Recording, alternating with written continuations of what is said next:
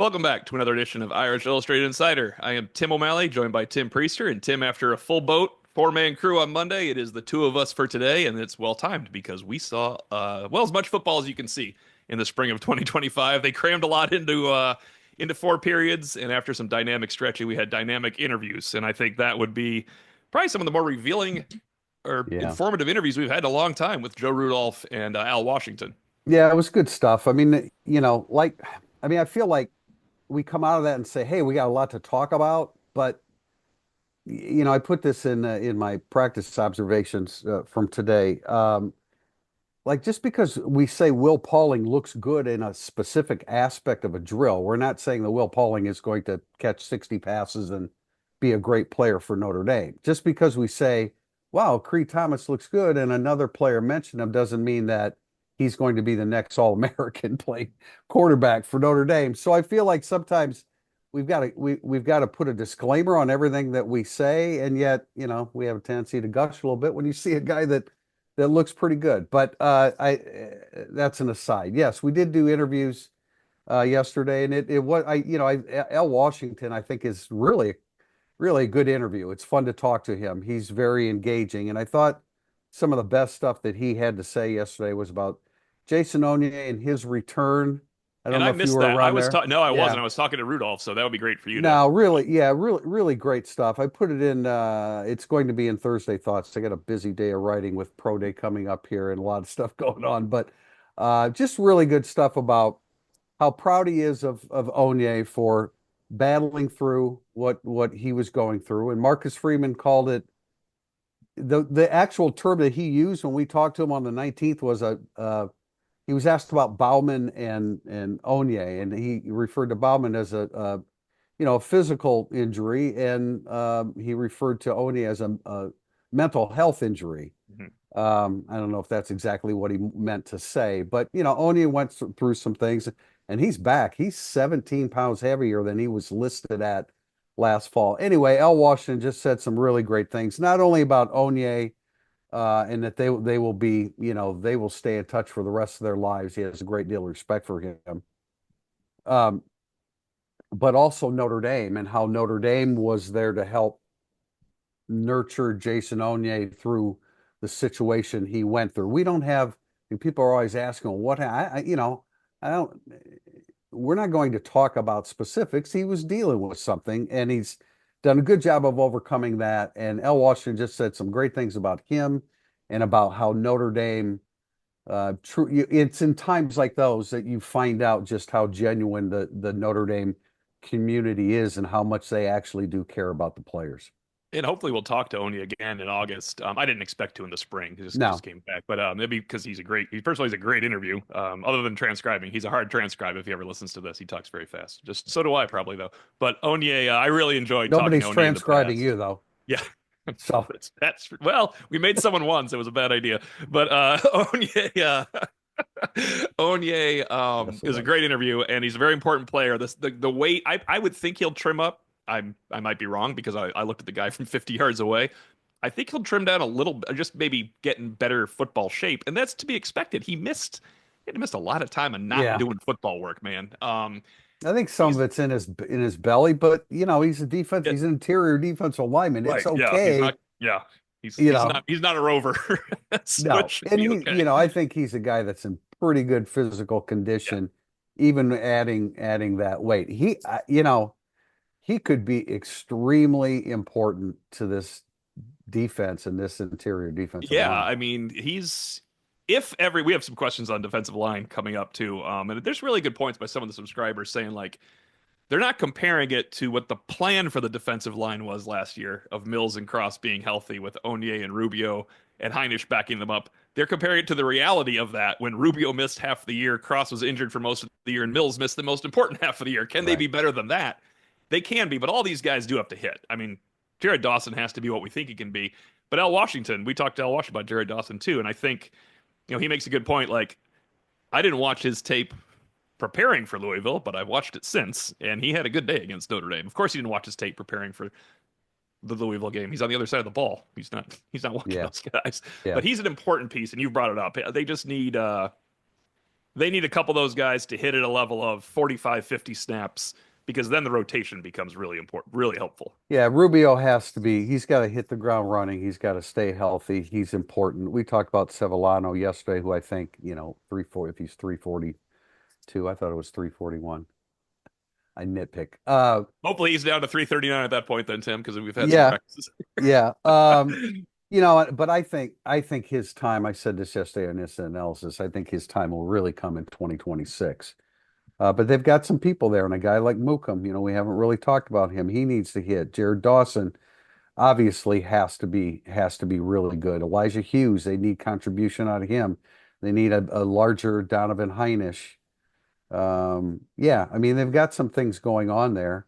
I don't know if They they'll get a larger Donovan Heinisch, but I think they can get a more effective Heinisch when he's back to playing 35 snaps instead of 65 Yeah, against Penn a State. lot of times we say larger, and really what it means is stronger. Yeah, yeah. More than anything. So if he's not a guy that's going to be 310, but if he's, in the 290s and stronger than he was, then that helps bridge the gap. We did talk to Joe Rudolph, and Yeah. he was good too. I asked the question. I didn't think he would give such an honest response, quite frankly, but I said, is there a possibility, because there seemed to be some people freaking out about Kirby Lambert not playing at left Left tackle. tackle, whatever. And so I asked him, was there the possibility that Wagner could switch to left, and Lambert would be the right tackle, which when I went back and looked at my film review, I had him as a right tackle. I was sure that that's what I had written, but I wanted to double check it. I mean, the stereotype right tackle is Gerby Lambert. The stereotype left tackle is Emil Wagner. And anyway, he said it was a possibility. Do you think? I know that he said was it in the fall where he said that, hey, Wagner is better on the right side and He told prefers to me be on at the right the side. national championship game, Oh, okay. Wagner prefers the right side. Yeah. Jagasa is the guy that's a rarity. He can he didn't care if he flipped to the right guard from left tackle. His mind worked and it was Yeah. fine. Said a lot of guys have trouble with it. I think we need to ask Rudolph again. We've asked him, maybe it was he stand, but I think we asked Rudolph before if the college game with the modern spread and the hash marks, how much the prototypical left and right Right. matter, because I don't think it does very often. I mean, obviously it does if you're a right-handed quarterback I on thought third and that's what he was 14. going. Yeah, I thought that's Yeah. what he was going to say, or something along Yeah. those lines when I asked Yeah. him the question. I think Wagner, if I were to make any bet other than Billy Schrauth will start at guard, um, I would bet Wagner starts at right tackle. That's fair. And also it's very important to point out he is not participating right now. Like they're not working Wagner at right tackle. He is not involved. I know he's on the we're going to ease him back in list or there's three lists. He was on the one that he was supposed to be available but not very often. Yeah, I've He's on I've the middle dubbed it list. the the He's not doing stuff, Tim. We he's saw. yeah, he's on the monitored workload list. That's my It's term, but I think it's that very monitored then for him. yeah, yeah, Because right. it's not happening as much. So I think they are just right now they have Styles Prescott at left tackle because the other guys are freshmen. Doesn't mean Prescott's not doing well. It just means the other guys are freshmen. And they have Gerby Lambert at right tackle because the other guys are freshmen. Doesn't mean he's not doing well. It just means the other guys are freshmen. They don't have that many guys out there. Anthony Knapp's not Now, out there. Emil Wagner's not out there. And Jagasa's playing guard. So the tackles are the tackles because they don't have other guys right now. yeah, I mean, there's a whole bunch of, I mean, guys that are limited in some way or out complete. Anthony Knapp, Billy Schrauth, Chris Tarrick, and Emil Wagner. I mean, that's That's a lot of the it's line. yeah, Well, and Ashton Craig's out.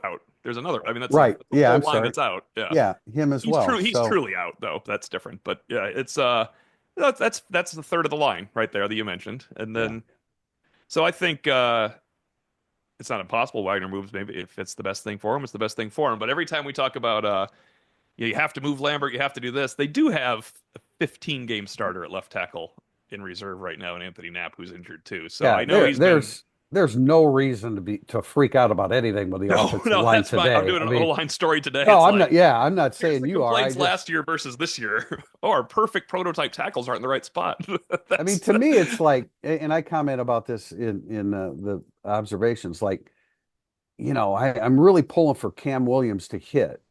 I, I think Cam Williams has a chance to hit at some point, but what's the difference if Saldate, and I know it's not the same position per se, but what if Saldate and Gilbert hit? I think the Cam Williams curiosity is his raw speed. So people think upside is so much higher than Saldate, who is the undersized guy that's try hard. It's kind of like people would be not wanting Chris Fink to be the best receiver that hits one spring. They would much prefer it to be I Tobias get it. Merriweather, where one of them was not as good as the other, but you're rooting for the wrong guy to hit.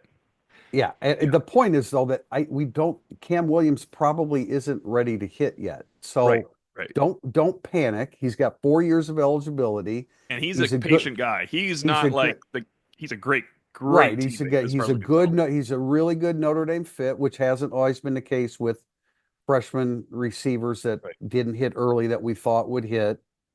So he's probably not going to hit right now. But Gilbert probably is. I don't know. He wasn't at practice yesterday. The finger No. injury we Oh, not that's right. That's unofficial right. unofficial finger injury. Yeah. I actually answered a question on Yeah. the message board like I didn't know, but we do know that. I think he might have damaged two fingers. I don't know if he broke them, but He's not catching passes when you have injured yeah, fingers in he's the a spring. receiver. It's hard That's to yeah. practice with Yeah. bad fingers. But yeah, the thing my takeaway from Rudolph, honestly, just and this is reading his answer and body language too much. When I think it was Tyler James asked about Jagasa at guard, and again, they don't have another right guard. Billy Schroth is the other right guard. They are very, very low on players, all right? That's why he might be at right guard right now. He could still be the starting left tackle. But Joe Rudolph said, you see a guy on film against Penn State. And this is incredible, Tim, because he didn't play all year. And he went in there on film against Penn State at a brand new position he had never played before. And Joe Rudolph said, you notice that guy like, hey, that guy's doing something. And even Joe Rudolph said, you don't say that about offensive linemen. That's what normal fans say. You don't say it about offensive linemen. The Yeah. offensive line coach said you noticed him at right guard. He said, you think about a guy that could be better than anybody in the country at right guard, you have to consider him playing there. You have long held that Charles Jagasa would be better at guard. If they have two tackles that allows him to be the guard, he can be the best guard in the country, Tim.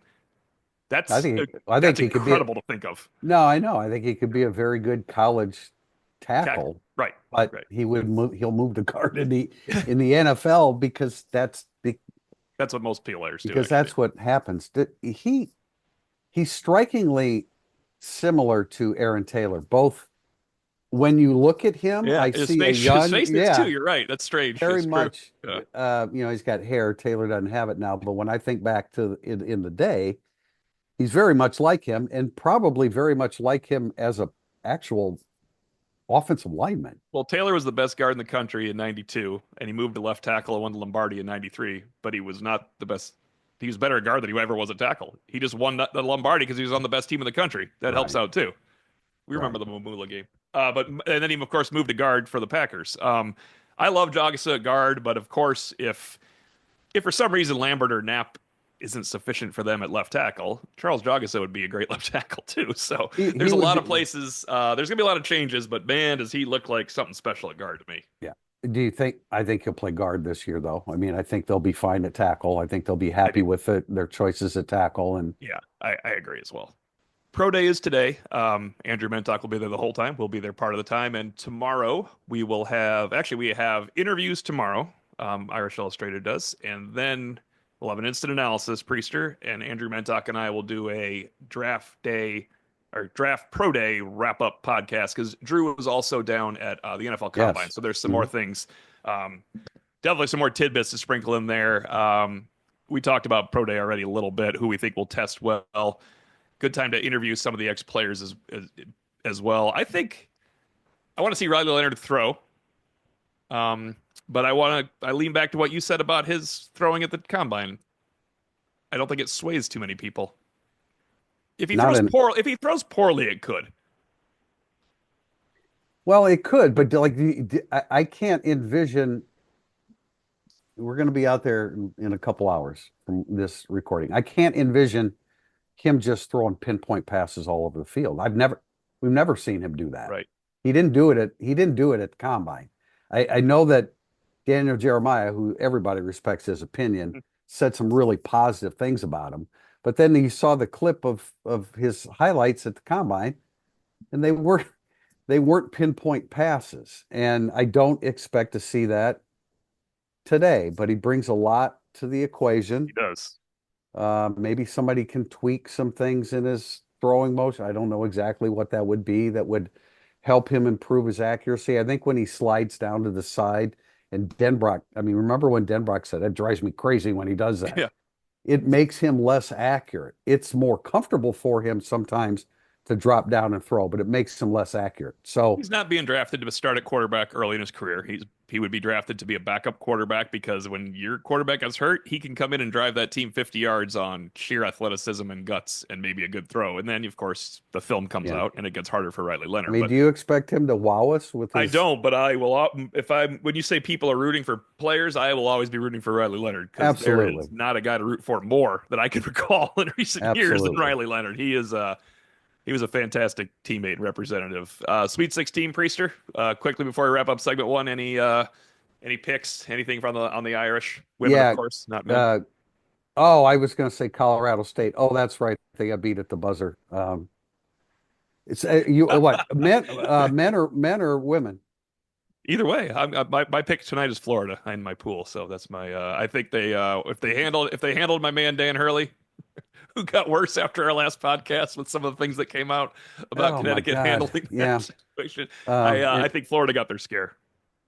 yeah, I think so too. I said something about Jay Billis and those guys, going chalk for, but man, when you see these four number one seeds, they're really, really good.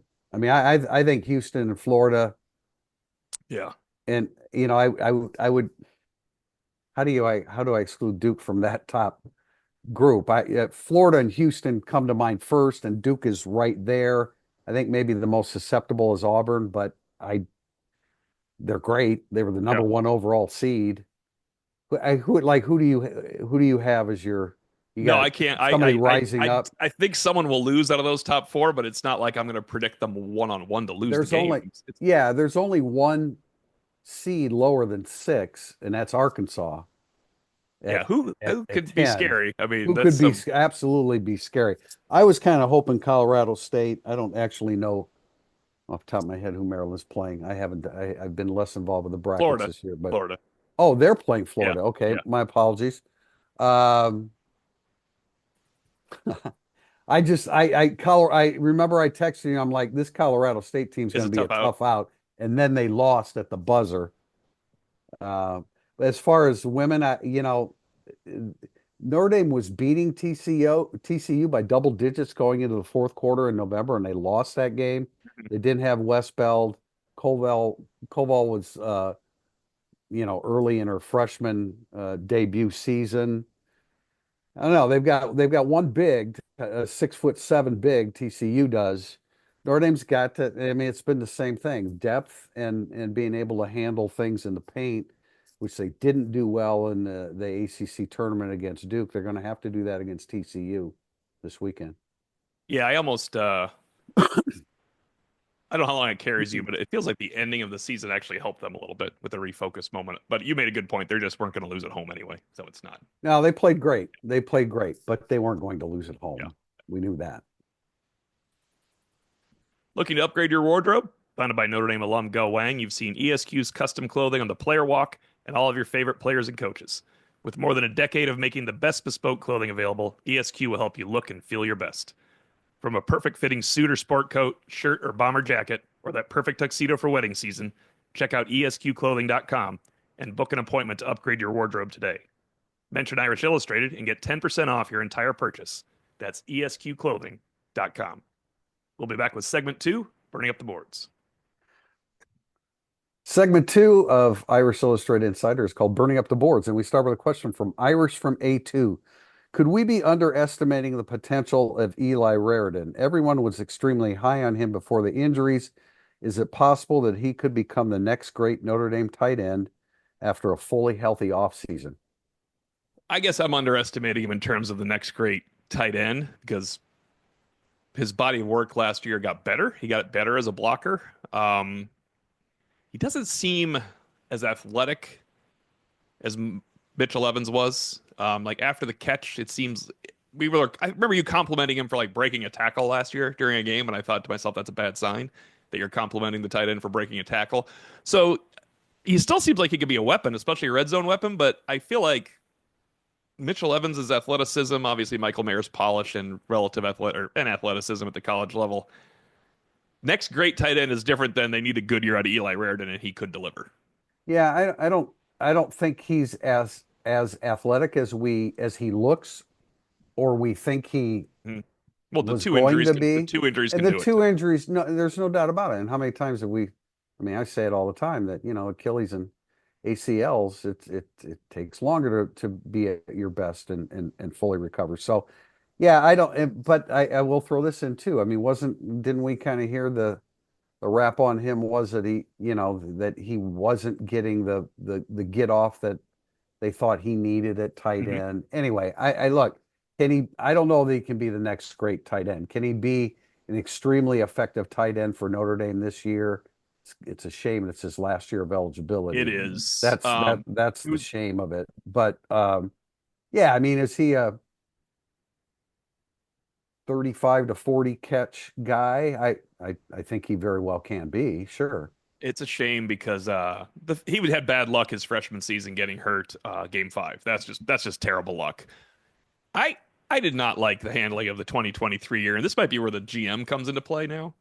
He came in to play against Louisville. I know they were an injured team. That's game seven. Just wait till game nine. And look what happened when he came to play against Louisville. Nothing. He didn't get anything out of Yeah. it. Like it's if he just came and played game nine, he'd have another year of eligibility. I found it odd at the time. I know that's the way football works. If you're deemed healthy or you're healthy and you enough to help, they want you to help. But he needs a second year. Maybe somehow he could put out everybody in the world gets waivers now. Maybe he could put out some type of medical waiver for that first year where he played 5 games. And Well, you it sure guys would played help 9 years. his. This guy can't play a fifth. It's just Yeah, I know. I think it would really help his opportunity to play yeah. on the next level. I think there's a lot of ability there. I mean, don't get me wrong. When you say next great tight end in Notre Dame, that's a pretty big Right. mantle to hold to be on. So I don't know. I think he can be effective. He did Yes. get better as the season went on, which I think was a reflection of his health getting better and staying healthy and all that. Confidence. Yep. He got through a 16 game season, which is great. Uh, could we be underselling his potential? Yeah. Next great tight end, I'm not sure, but he just needs to be very good. They've got some receivers, some veteran receivers that can get the football too. From Eddie Davis, and this is partly my fault for actually guessing when I asked to guess. Can you explain the Angeli starts the first couple of games, but Carr takes over narrative that is shared by many subscribers? Of all the possible outcomes, that is a popular choice, but seems the most unlikely to me given the schedule. I don't know why Eddie Davis says that about the schedule. I'd like to editorialize before you answer, Priester. Well, I think I said this on a recent podcast that I want to ask Marcus Freeman about this because remember when the season started last year and Pendleton was a starter, and I think he said something along the lines of, this is the best group to start to play now. That could change down the road. Would you look at the quarterback situation similarly because of Angeli's experience? I don't know why. I don't understand why people are all up in arms about the possibility of that. They need to beat Miami. If Right. Angeli gives them the best chance to beat Miami, then that's what you do. It's not about the individual. It's not about. I mean, CJ Carr is going to be very good, but walking into that place it's a difficult place to play. I don't know whether Notre Dame will look at it that way. That's why I want to ask Freeman Mhm. about that. Um, but do you treat will he have a similar opinion with the quarterback that he had with the offensive line? They are completely They are two different. different Yep. things. I want to point this out. I shouldn't have to, but we're going to say it out loud. And Tim, you're going to like look at me like, why are you pointing this out? It's pretty obvious. We are saying if they exit camp August 10th, equal. Not if CJ Carr's better than Angeli, they're going to go with Angeli. We are saying if the coaches, if Denbrock and Gaduli and Freeman get together, like, man, that has been 5 months and we do not know who's better. Why would you not think Steve Angeli is a possible guy to start game one? Because he started a game and he's coming against Penn State while CJ Carr was rehabbing from injury and on the scout team prior to that. That is my only point. If CJ Carr is 55% the choice, he starts against Miami. Right. And it's not, again, that's a decision. It's not about upside. Carr No, has more upside. We all understand that. And it's not that, well, Carr throws a prettier ball than Angeli or along those lines. It's can you recognize defenses? Can you make the best decisions? Angeli has a bunch more, not a, you know, mean, he's got a lot more, Tim. he CJ hasn't does. played in No, he games. does. No, he does. Yeah, Yeah, he he's got a does. lot more. Well, maybe I shouldn't say bunch, but he has more. He has more. And so I like why get all up in arms about that? We I can't think it's they see. think CJ Carr is going to transfer, but the problem is they're not making this decision on April 12th. They're making this decision on August 12th range. And this is only if it's close. If somebody's better, they're just going to start. Then the He whole has thing is four. gone He has 4 years of eligibility. He's not going to leave Notre Dame. Me because knocking of on that. wood. But no, because of Yeah, that. Yeah. yeah. No, he's going to be the Notre Dame quarterback. I, I mean, we could. That's why you guys are doing stories to argue for each one as a potential Yeah, starter because those you are going to can go make. poorly. Going forward, those are about to go bad. Drew drew the fun straw with CJ Carr. People are excited. I want to explain to people. Go back to eighth grade when you're given a debate topic and you're given a side of the topic. You are assigned a topic. Persuasive writing, yes. Persuasive writing. You have to pick one side for that topic.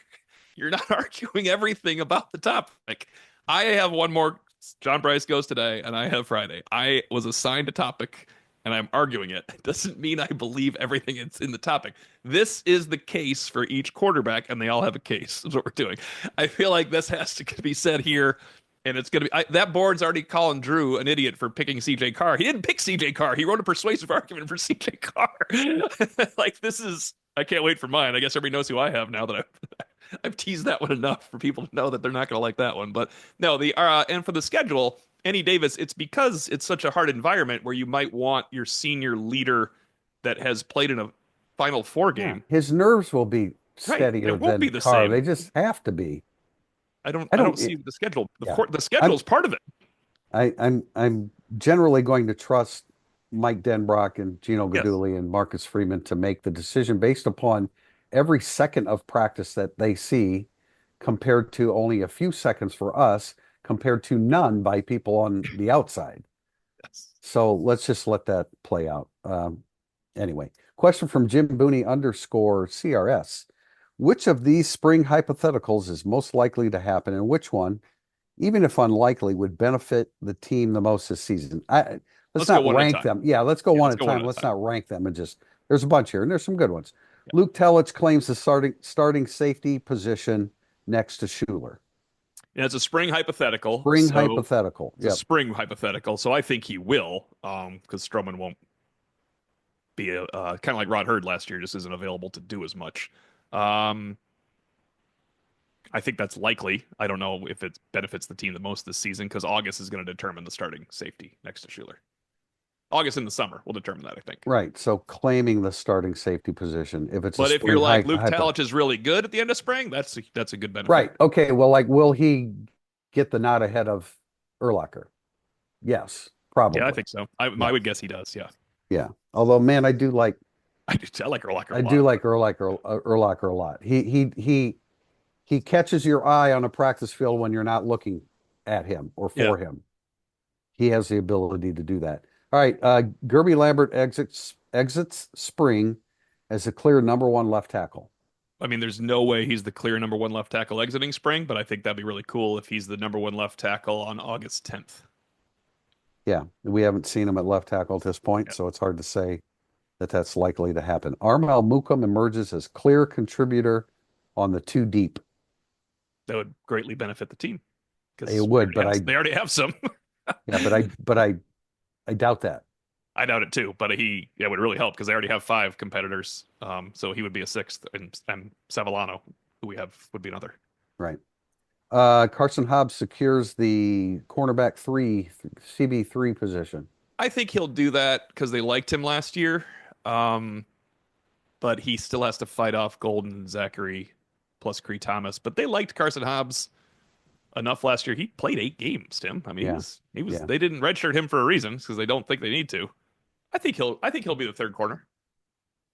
I think it's likely. I think it's likely. Yeah. Cam Williams breaks into the top six wide receivers.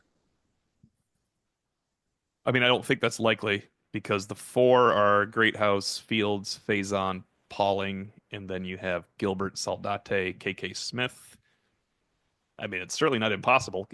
If Cam Williams is better than we think right now, you can break into the top six. But I would choose those other guys. I think those other guys will break in first. Yeah, I wrote this in my practice observations. I mean, he passes the eye test Oh yeah, when they're running against air, but that's all we've seen up to this point, really. Um, yeah. I don't count last year. Last year he was buried in those yeah, practices we watched. I bet he won't be buried in like he was when you're writing down matchups last year. He was going against walk-on corners. I right. don't think that'll be the case anymore. I think it's really good news if you're looking at Cam Williams in August and you think, oh, he's going to probably make it, so they have to play 7 receivers this year. That would be the best case scenario. Yeah, now, Faison is there. Smith is there. I mean, Cam Williams could be. I need to see more out of KK Smith too. He's been injured twice. I would like to see. That's a good matchup for me. Cam Williams and Yeah, KK. but again, individual drills. I like what I see at KK Yeah, you Smith and too. JB both like KK Smith, and I'm Yeah, in the wait and see situation. yeah. One of the three quarterbacks, although not formally named, emerges as the odds-on favorite to be the starter for next season. A spring hypothetical. I don't think it'll happen, but that would be great because that means he had a great spring. Probably. I think that's the best. I mean, that's the one thing on here that would be fantastic for the season. If the coaches exit spring and go, oh man, that's the dude. Isn't that the best case scenario? It would be, but Yep. I doubt that happens. I don't. I'd be I doubt shocked if that I happens. doubt that happens. Jack Larson becomes clear tight end number two behind Raritan and will be utilized in pass game. I think with Washington not here and Flanagan not here, and but I think that's highly unlikely that that's a situation. I think that's highly unlikely. I agree. And the last one, Sean Sevillano demonstrates he can be a 10 snap a game player. He needs to do that all summer, but that would be also great news, along with Mookum. They have to have great summers, I think. I think it's going to be more competitive in the interior defensive line than people anticipate. Mhm. Yeah, I'll stand by the comment that we're going to see Sean Sevillano a lot more in 2026. Next question is from Jay Jude. This is kind of comparing last year's offseason to this year's. Last year's team going into the spring was replacing Audric Estime, their top tight end Mitchell Evans tore his ACL. Both tackles left for the draft, which is important to remember. The linebacker core lost two incredibly experienced starters in Leafau and Bertrand, and the DBs were replacing Cam Hart and a starter at safety Brown. Why has the narrative become that last year's team wasn't facing major questions like this year's team is? I did not know that's a narrative, but if it is one, let's talk about it. Yeah, I would agree. I didn't know that was necessarily a narrative, but if it was, it may have had. I mean, people looked at the schedule last year and said, "This is a schedule Notre Dame should be able to plow through." But I think it's point taken. We didn't know. We knew Jeremiah Love was going to be good. We didn't know that We he weren't was. concerned about running back last spring, though. No, definitely Yeah. not. I don't know that we knew that there was going to be this golden aura around him, and every time it's like at practice yesterday, it's like I mean, your No, eyes are you're drawn. right. What's You're what's right. Jeremiah Love doing? And it's like there's a beacon shining on Yeah, him. whatever his uniform looks cool too. Whatever he has that stuff sticking out of his everywhere. It's like whatever he's doing is like a 1989 uniform you're not allowed to have anymore. It Yeah. looks fantastic though. No, we didn't know that Tim Priester would lean over to me and say, "I think I agree with you. He is the best running back I've ever seen at Notre Dame." That was not our preseason preview of Jeremiah Love, but we liked the running backs No, last year. there was concern about Evans, certainly, and it Yes. was warranted because he did not hit the ground running. Yeah, linebacker and offensive tackle was a huge issue in the spring. No doubt. Well, and then when the season starts, you had Knapp and Wagner, and you weren't sure about Yeah. Wagner, and Oh, it's you're huge for really the game. unsure about. Yeah. But I think my answer would be because I think the schedule, I do too. because people overlook some of those issues because it's like, well, they should beat them, and them. And they did, except they flip-flopped A&M and Northern Illinois. And if you want to be fair to basic defensive knowledge, you had Al Golden his third year with Riley Mills and Howard Cross and Jack Kaiser and Xavier Watts in their combined 20th years up the middle of the defense. They could not have been hitting a ground running more than anyone did defensively last year, and it showed. They were great on defense. Pretty sure I don't know if you saw the Monday Musing. They gave up 178 points in the first 13 games, including a playoff game. And back in November, when we were covering this team in 2014, they gave up 180. Oh my God. So that defense was just had no shot of not being great. This Yeah. defense could also be. They had they had geniuses at every level. No, they did. The leadership is Yeah, that's that's going part to of be it. a question going into yet again. Why might you start at Angeli? Because you're looking for some senior leadership to get you through those tough times at the beginning of the season. Question from Coach Aguilar. What is your best pro day story? My favorite is talking to Mike Elston, off the record with about five of us on the bleachers when he literally just told us about all the players on the team that could play and not play on defensive line. It was That's absolutely right. amazing. That was fascinating. We And didn't we knew expect for a that. couple years who wasn't going to be good and who was going to be good. It was the Yeah. best interview, non-interview you could ever What about a performance at pro day that stood have. out to you? I think think of my favorite one. Well, I was really happy when Drew Tranquil ran the 4.57 because you knew all that kid did was train to run a 4.57, and my God, he was able to run a 4.57, and that helped his draft. And he's of course a Super Bowl champion. And that same day, guy we also like, Tavon Coney, you could tell did not train to run a 4.57, did not run a Yeah. 4.57. And Tranquil and Coney working out together, we had a coach lean over to us and say, "Now you see the difference." And I will never forget that with Tranquil. You knew Yeah, and Drew Tranquil put that in. remember when Tranquil was going through the pass drops Yeah. and Yeah. stuff, pass drops defensively. He was impeccable. I mean, absolutely Yeah. Yeah. impeccable. Uh, I'll never forget my last interview ever with Jerry Tillery. It was as unsatisfying as all the previous ones had been. He didn't show up for me on my last interview, actually. Oh, no, he wanted to be Somewhere else. anywhere on the face of the earth than answering my final questions to him ever. And so I think at a certain point, I just said, I'm done. I Yeah. don't care. You don't want to talk to me. I really don't want to talk to you either. Other fun one was Harrison Smith looked like a mutant human being. We hadn't seen him in 3 months, and he showed up for pro day, and he looked like a 10-year veteran.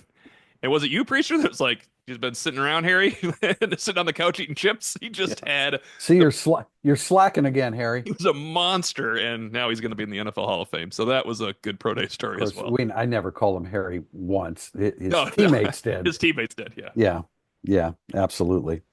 Question from Donnelly 3434. While the quarterback position will be different, I don't think it'll be worse than last year. Would you then agree that the only positions Notre Dame will be worse at are defensive tackle, nose tackle, free safety, and tight end? Well, they'll be worse at free safety and tight end. Actually, let me restate that. They will definitively be worse at one safety position. They are Right. not going to have that. Tight end, I think the Mitchell Evans we had last year, Notre Dame fans had last year, is not the Mitchell Evans you should always remember. Excuse me, I still think they were better off at tight end. Oh, no, they were better off at tight end last year. They had Flanagan, Reardon, and Evans. What am I talking about? So they were better off there. And then DT nose tackle, I think we talked about it. That's interesting because they didn't have those guys, but they will not be better than regular season than Riley Mills was at defensive tackle. No, but collectively, Mhm. depth-wise, It in could work of out better. course, if they stay healthy, then they will be better at that. They were never together, right? Before Onier, Rubio, Mills, and Cross. Rubio missed Oh, 5 to 6 games. wow, that's a good Onier point. left after That's five. a great point. No, Yeah. yeah, if there was an overlap, it was very slight. Yes. Yeah. And it was Yeah, Stanford, so it didn't matter. the defensive end. Yeah, right. Oh my God, Stanford. Did we talk about? that No, situation. I figure we'll get to one of those questions on Monday when we have a four-man crew, and there Ha- were a couple Stanford Have questions I there. mentioned David Bailey lately? Although that wouldn't be a great him going to Notre Dame wouldn't be a great situation now. No, you But stack talent, but it wouldn't be the necessary one. It's not like when I said they should get Eurosec last year for Georgia. yeah, I Notre Dame's aware that Stanford has a problem and David Bailey is still there. They're that's aware. They also know um that they also know that the Mosley that Emmett Mosley is still there, and him coming to Notre Dame might be able to sway his younger brother coming they're in. aware of these things if we are. That's good for them. Or Chad Bowden could be trying to get the Mosley brothers to go to Uh, USC too. Not a bad idea by him, honestly, Yeah. if they ever tried that. Any other positions, Tim? I mean, linebacker, I think we agree that I really liked Jack Kaiser last year, and there's things he did on the field we won't know. That's what Al Golden told us at the very end. But I sure do like his replacements. Yeah, physically you like them. Not that mentally they're not sharp No, there's either, no way. but Jack Kaiser is on a different planet when it came to understanding defenses and actually relating to his fellow linebackers Yes, and actually, this is the very, Pete very Sampson well. observation, but go back and watch Xavier Watts' pick at the beginning of the IU game. Jack Kaiser caused that. Things like that you don't see when Right, you're just right, watching right. a game. That's what KVA or Drake Bowen or Jaden Osbury has to do that we probably didn't see Jack. Jack Kaiser probably did that a lot more than we knew. Yeah. I mean, I think it's a good question. All these things are right, but you play a more difficult schedule and being better at most of the positions doesn't necessarily get you through the schedule like, last year's did. Right, right. Next question from Maltese Irish. From the limited time you've been able to observe him, what are your early impressions of Chris Ash's style, presence, and demeanor with the group? Yeah, I don't think you did watch him a little bit yesterday. I mean, we got 20 minutes to try to like I gotta be honest. I just didn't have time to look at Chris Ash because I was trying to look at all the players and where they were aligned. But and we talked about this in instant analysis, and I think it's interesting. I mean, you hear Jordan Botelho and Bryce Young about just moving that strong side end or that boundary end out a notch from six technique to seven technique. And then we asked Al Washington about it, and it gives them a little bit more. You want to create a little bit more space between you and the tight end to get a better get off. And I mentioned how it helps you with your pass rush. And then Al Washington said, and defending the run as well. That's interesting to me because I thought it might make you a little more vulnerable. The way Botello described it was you don't have to always take on the guard. You can do some stuff with the guard. Botello was actually faking me out when he was explaining the situation. He's a little better at it, I think. But he was saying like when the guard is coming and you're in that spot, you have room to fake him out. Um, I immediately thought, does that mean you're not taking on the guard? But we could ask Max Bola about it too. He could probably explain some of Yeah, we that need to to us. we need to look into that further. I thought in Yeah. 2023 Botello played tentatively too often, But not at the beginning of but 24. not at the beginning of Yeah. 2024. So anyway, and then if you're at seven technique, are you a little bit more vulnerable to the inside run? That's what I was meant. That's what I meant. Are you more Yeah, vulnerable? no, Yeah. I even responded that way. But they don't look. I don't think they, when it's a rundown that they're going to Right. always bump No, that no, no. defensive end wide. I don't want to act like I know more than I do in this situation, but I mean, just in talking to the players in Washington said, he gets pumped up when he's exposed to a new coach that has a different idea about doing some things differently, and so he's pretty excited about it too. But they've got some defensive ends that can rush the passer, and it should be a good year for that unit coming up.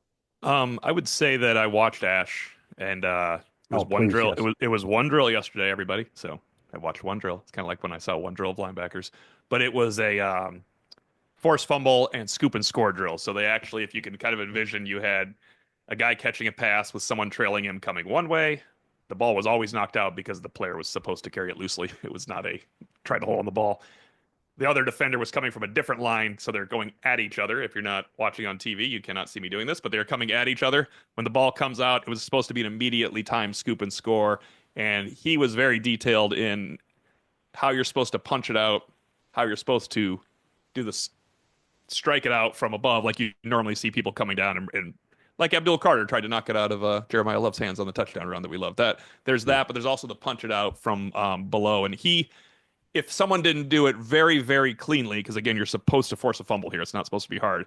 He was they went again, and he was very tactically and technic. He's trying to make them technically sound in how you're doing it. The ball should pop out immediately, and that helps the scoop and score. So it was really Yeah. interesting. I'd like to see that one again in August. That was a good question, and yeah, I'm yeah, of all the things we'll be looking at on April 5th, Chris Ash will try to make sure that he is one of them. It reminds me, you talk about the drill of knocking the ball loose. I remember going to the coaches clinic at Notre Dame in Mike Elko's 1 year at Notre Yeah, Dame, and he talked about the different ways that players force fumbles based upon where you are situated with the person with the football. yeah, You're going to try to create a fumble differently when you're in front of them than you would when you're to the side of them, than you would when you're behind him and trying to knock ball out. So there's a technique for all those things, which at the time, I had never even considered. And it makes complete sense, of course. And so, look, Chris Ash is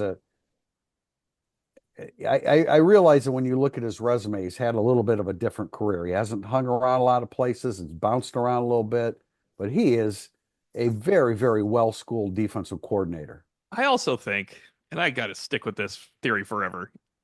If he just didn't take a bad head coaching job, people wouldn't even. People wouldn't.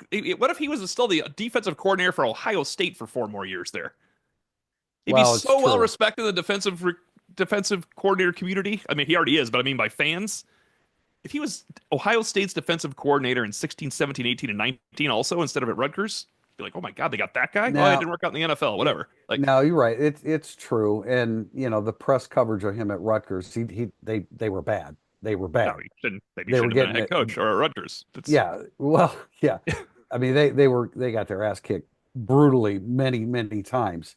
So the press was bad, and that contributed to it. I think that has a lot to do with you know, the perception of Chris Ash as a coach. But you're absolutely right. If he stays the course as a coordinator, yeah. I he mean, doesn't he's not an off field coach last year, et cetera, et cetera. So, I'm pretty open minded about him, and the fact that Marcus Freeman was a guy that he really wanted, and he went out and got him. So, we'll know more. But good question. Question from I am all that is man. Offensive line, in my opinion, is the most important position group to recruit well from high school because of the limited ability to improve the position in the portal. What would you consider to be the least and most important positions to recruit at a high level out of high school? since you said portal, I'll drop quarterback one. So defensive line is right there. With offensive line, we can split hairs on this one. You need true defensive linemen to win a national title. You need offensive linemen to play for a playoff spot. You need a good offensive line to be able to Yeah, do it's that. I, tough to get it's yeah, tough to get defensive tackles in the portal too. yeah, it is. So defensive tackles on there for me. Quarterback is dropped because you can't get a guy in the portal to get you the playoffs. I watched it happen, so I'm not saying quarterback there anymore. It's actually kind of hard to get at Notre Dame. A little tougher to get a running back in the portal. Could they have gotten Quinshon Judkins in if it wasn't his freshman year?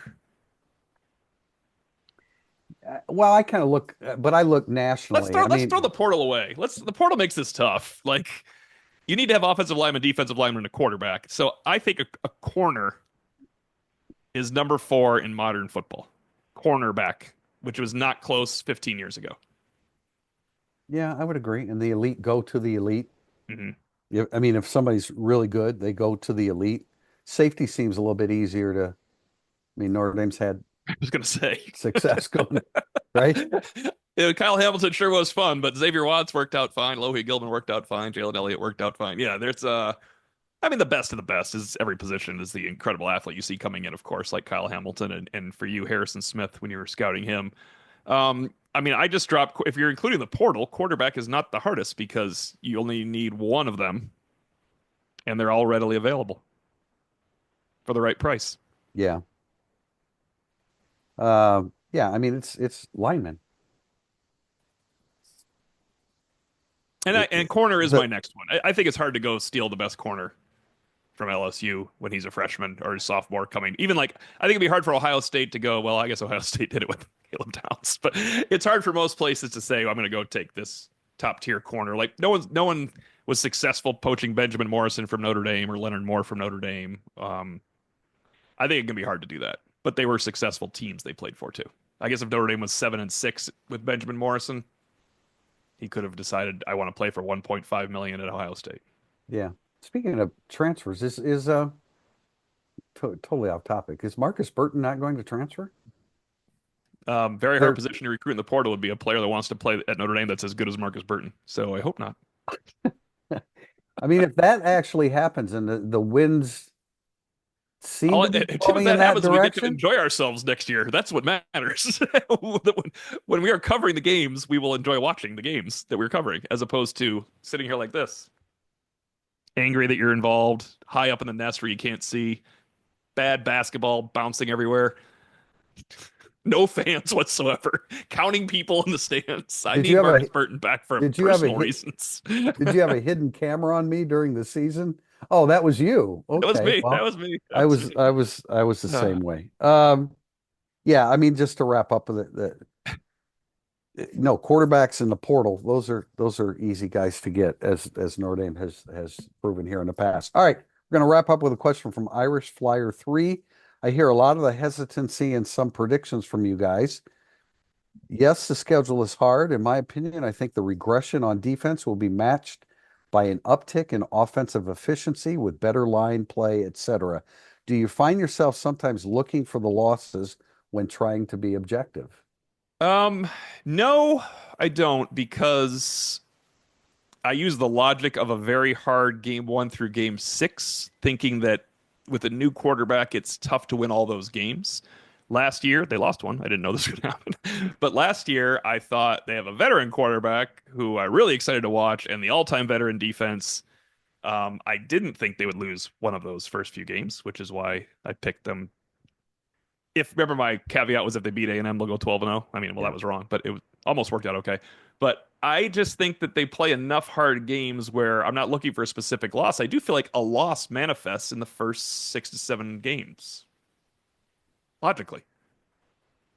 Yeah. Of course, yeah, we're always trying to I be don't believe one objective. will manifest in the final 5 games, logically. Do you? Yeah. No, there's no doubt. It'd be Yeah. nice if it was interspersed a little bit Yeah. differently than it is. But at Miami, Texas A&M, at Arkansas, Boise State, NC State, USC, That's a tough start. those are six of the seven. I did mention Purdue because you obviously should be able to win that game at home.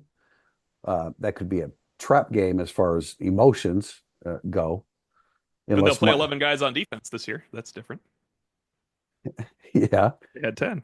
Most of the yeah, they did. They had a safety back in row five. It was yeah. running up as fast as he could to try to tackle Jeremiah Love at space. That was a great call by the. I can't believe how bad of a tackle Thieneman is. Really, he's really that bad, or do you think that's humanly impossible to do what he's trying to do? Where'd he go? Oregon. He went to Oregon. All right. Well, let's see. He's at a full sprint to get to the point of attack. Versus Jeremiah Love and Jadarian Price. Yeah. Look, I say this all the time, but like we sit back and we're projecting what's going to happen at Pittsburgh on November 15th. There are a billion variables between now and then. Uh, Maybe that's not a good example because no, Notre Dame should probably Right. beat Right. Right. all those last five teams, but the attrition that goes on during a season, both for Notre Dame opponents, and again, I think a lot of most fans don't look at the attrition from the opponent coming up in week 5. Right. The focus is on Notre Dame, whether they're healthy or not healthy, but many times those teams are dealing with the same kind of attrition that Notre Dame's dealing with. Yeah. Um. I think we are objective. I mean, I know you and I are objective, Priester. I don't think I tried to be objective. I'm thinking like over the last few, like 2020, I predicted they'd go undefeated. 2021, I figured they'd lose a couple games. 2022, figured lose a couple games. Short sold them. They were worse than I thought. 2023, Ohio State, Clemson. You knew you were going to lose one of those two, right? They lost them both. It wasn't great. Yeah. They lost to USC Hey, too. I mean, it's since I'm 2020, I mean, we both thought they could go undefeated in 2020 regular season yeah, and yeah, 2024 regular season. yeah. And 2018 regular season, we figured they'd lose one, but they went undefeated instead. That was good. I think last year's schedule just easier to predict. I mean, first of all, we were wrong on Northern Illinois, but it was an easier schedule to predict. A&M was a tricky game to predict. Then it wasn't that tricky until the playoffs, right? The No, next really, hard game. I mean, you. we picked I we don't picked think wins in all of those, we and picked wins in we all of don't. them. I don't think we oversold USC being a problem. That game was a problem. Christian Gray stopped them from tying the score with 3 minutes left with an interception touchdown. Yeah, Like that game was hard. yeah, It that was game was appropriately yeah, picked. And then Ohio State was appropriately picked. They were the best team in the country, and they were playing like that. yeah. Well, I said that after Notre Dame lost last year, they would win the rest of their games, but I said Yeah, I thought they they'd might lose lose another. to I thought they would lose another one after right, that. but that was my prediction. They're going to lose to Yeah. Texas A&M and win the rest of their Oh, games. it was Northern Illinois instead. Right, right. Yeah. So I was right that they would Nice job. win That's the good. rest of their games after their loss, but that's not how I picked it. I had A&M, but I don't know. I never wanted. I grew up in South Bend. You grew up in South Bend. We both grew. Your dad was a professor at Notre Dame. We both wanted Notre Dame to win. We both entered this profession bound and determined to be as objective as we Yeah. possibly could while I mean, wanting Notre Dame to win. all right. This is a good. If Irish Flyer 3 is a longtime listener, I would say in that 2010 to 2017 range, I would look at a schedule and think, well, which one of these are they going to blow? And I'm just going to add a loss to my preseason prediction. And now I don't do that at all. Is that fair? And you Well, know it what? You were is. right if you did that back then. You Yeah. should look at it and be like, which game are they going to blow? No, no And they, doubt. But Marcus Freeman has forced us to look differently at Notre Dame yes, football and moving he into has not avoided a 2025. blown game yet either for his phenomenal second best ever coaching effort in the time I have watched Notre Dame football for a single season. He has blown a game in every year he shouldn't have blown. Well, that's true. I would So say, it can happen. not that it's the same thing, but Nick Saban Yeah, he didn't does. have undefeated season. No, he didn't lose to some Marshall, of the Northern teams that, Illinois, and Stanford were yeah, bad. right, They were bad. right. Yeah, no doubt. 2023 wasn't as bad. They should But have beaten Clemson, but that was Northern Illinois played great, yep. and Notre Dame got Did out not. coached. No, and They they got didn't. Well, Notre Dame got out coached that day, yeah. both in preparation and within the game. Northern Illinois played a tremendous football game, outplayed them and outcoached them that day. Didn't happen after that, though. No, they were fantastic after that. And we will be fantastic tomorrow, Tim Priester, after instant analysis. No, I'm not sure about that, but we will have more interviews tomorrow. Who's on tap for interviews? I've actually lost track of what we're going here with. We have Chris Ash Oh, tomorrow perfect. and Mike Denbrock. So So yeah, that'll be a good instant analysis. We have, we are we have the getting coordinators of Notre Dame's football team. yeah, So exactly. We're only getting the tight end, so we're not going to have a bunch of interviews tomorrow. And then Saturday we have the defensive freshmen and the defensive transfers that are on hand. we'll be back with instant analysis over the weekend. There'll be a pro day podcast on Friday, and Tim Priester and I, and we probably think John Bryce and Pete Sampson will also return for another Irish Illustrated Insider on Monday. Until then, thanks for listening, everybody.